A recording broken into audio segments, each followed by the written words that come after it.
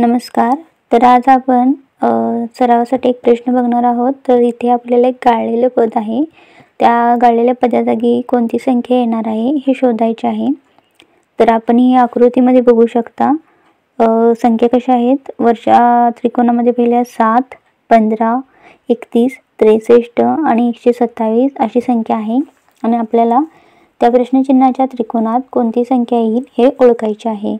तर हा प्रश्न आपण कसा सोडवायचा आहे. तर 7 नंतर खाली संख्या आलेली आहे 15. तर याचा आपण संबंध भेटला तर कसं होतं, 7 गुणिले 2 14 अधिक 1 15.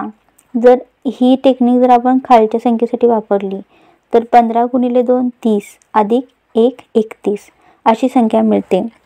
म्हणजेच असा हा संबंध पुढे जात आहे.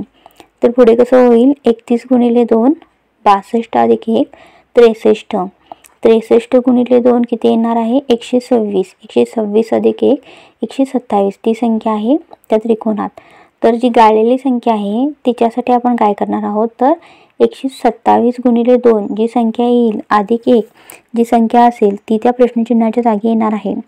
तर बघा 127 गुणिले 2 ती संख्या येते 254 आणि 254 अधिक 1 येईल 255.